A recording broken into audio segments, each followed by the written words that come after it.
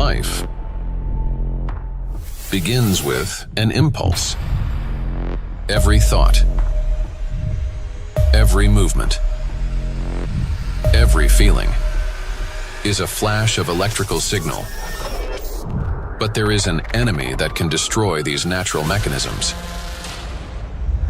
It acts quietly, imperceptibly, and inexorably, destroying us from within. We're talking about microplastics, tiny particles that can't be seen with the naked eye. They're much thinner than a human hair, extremely fine. Not just a pollutant, not just a toxin. It is a material that destroys the language of life itself. But how does it do this? Once the impulse is disrupted, reality begins to distort. Plastic particles break the connection between cells. They trigger self-destruction programs. They deprive cells of energy. And it is frightening to understand, and increasingly so with increasing scientific studies, that nanoparticles at nanoplastics, as they get in, are actually damaging the mitochondria, that energy-producing part of the cell. Nanoplastic continuously drains our power from within. Our future has already changed. We just haven't realized it yet. From the molecular level to the scale of entire ecosystems, understanding microplastics is crucial for protecting the biosphere and public health. Are you ready to find out what is happening to your body right now? Watch the documentary, Nanoplastics, Threat to Life.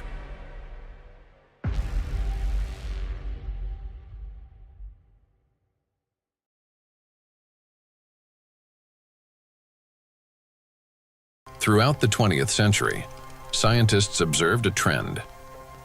Since 1932, IQ scores had been steadily rising. This phenomenon became known as the Flynn effect. However, among generations born after the 1970s, the rise in IQ has reversed to a gradual decline. Mandatory IQ tests for military personnel in various countries show a decline in scores since the mid-1990s. According to another study conducted between 2006 and 2018 at Northwestern University, Americans showed a decline in IQ across 3 out of 4 cognitive areas. This decline in average IQ has been termed the reverse Flynn effect. In 2025, the scores of U.S. high school students on major math and reading tests dropped to the lowest levels ever recorded. Their average math score was the worst since the current version of the test was introduced in 2005, while reading scores were the lowest since testing began in 1992. Similar trends have been observed in other countries. The steady decline in IQ continues to this day. Intelligence scores are no longer rising. They're slowly, but surely falling. But what lies behind this troubling trend? One important correlation stands out. The decline in average IQ coincides with the exponential rise in plastic production and pollution. Take a look at the graphs. The more plastic, and therefore the more micro and nanoplastics in the environment, the lower the IQ. This shows a clear link between increasing the amount of plastics and declining cognitive abilities. And that is deeply alarming. This isn't just a statistical correlation. As plastic production has skyrocketed, our daily exposure to micro and nanoplastics has risen with it. Charged plastic particles can easily pass through biological barriers, including the blood-brain barrier. Once inside the brain, nanoplastic particles accumulate not only in neurons, but also in glial cells, the very cells that nourish and protect neurons and help form neural connections. There are many more glial cells in the brain than neurons themselves. Electrostatically charged nanoplastic disrupts the function of glial cells, triggering inflammation and chronic stress, setting off a continuous cycle of destruction inside the brain itself. For the brain, Chronic stress and inflammation are like a computer running on a critically low battery. When the battery is nearly drained but dozens of programs are still running, the system automatically switches to power-saving mode, shutting down energy-intensive applications to avoid overheating or freezing. Our brain works in a similar way. When stress and inflammation reach a critical point, the brain, like a computer, will eventually shut down its most energy-demanding regions to survive and conserve energy. The first to go offline is the prefrontal cortex, the youngest and most complex part of the brain. It's considered the control center, responsible for such essential functions as intelligence, behavioral regulation, and the ability to think logically, consistently, and rationally by comparing facts and drawing conclusions. The most dangerous part is that the shutdown of the prefrontal cortex happens silently, without our awareness, and we won't even realize it. The brain will switch to its basic survival programs. The ancient rapid response system, the limbic system, takes over. Its key structures, the amygdala and hypothalamus, trigger the fight, flight, or freeze reaction, fast, impulsive, and without time for reflection. These systems will still stay active for a while because the brain identifies them as critical for survival. As a result, rational decision-making gives way to panic. Creativity and intelligence are replaced by degradation and dullness. Empathy fades, replaced by indifference or aggression. Electrostatically charged plastic particles that enter the brain interact with neuronal membranes, activating microglia and continuously fueling oxidative stress and chronic inflammation. Prolonged stress literally reshapes the brain. In the prefrontal cortex, the center of analysis and control, neural connections weaken and disintegrate. Similar changes occur in the hippocampus, the region responsible for memory and learning. Neural connections fade away, and the hippocampus deteriorates. In the amygdala, the centers of fear and anxiety, the opposite happens. Connections strengthen, anxiety and aggression intensify, and panic attacks may develop. The brain reorganizes itself. Instead of thinking and analyzing, it starts operating on instincts. In doing so, it loses the ability to recognize real danger and respond appropriately. This isn't a temporary reaction. It's a fundamental restructuring of the brain. The capacity for learning, cooperation, and rational decision-making declines. This may help explain global trends we see today in society. A decline in average intelligence, a rise in anxiety and depression, an increase in aggression, impulsivity, and issues in social relationships. As the amount of plastic in the environment continues to grow, the reverse Flynn effect will only become more pronounced. People won't just become less intelligent, they won't even realize it. They'll become captives of a reality distorted by their own brains. As a result, humanity will lose the ability to perceive the world, events, and even obvious threats adequately.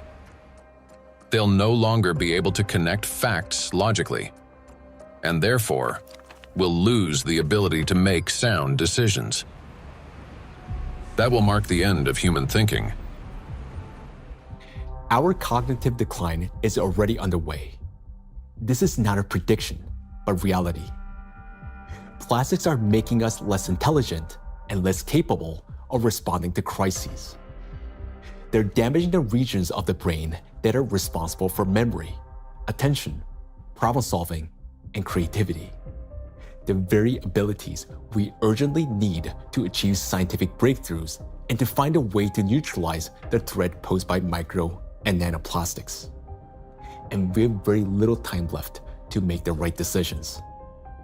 Yet, the loss of intelligence is not the worst that awaits us.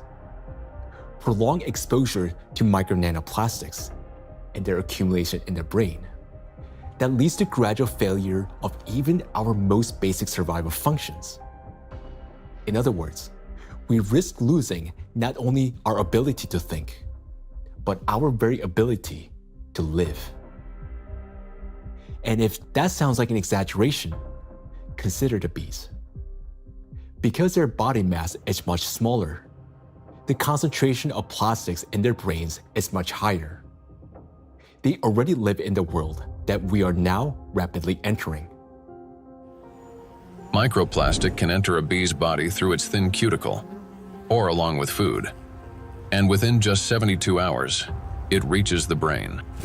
From there, as in humans, it triggers synaptic damage, neuroinflammation, cell death, and neurotransmitter disruption. The bee loses body mass, its metabolism slows, and its immunity weakens. Its sense of smell, memory, and navigation begin to deteriorate, and bees stop recognizing their own colony and can no longer find their way back to the hive. With prolonged exposure to nanoplastic, the damage becomes fatal.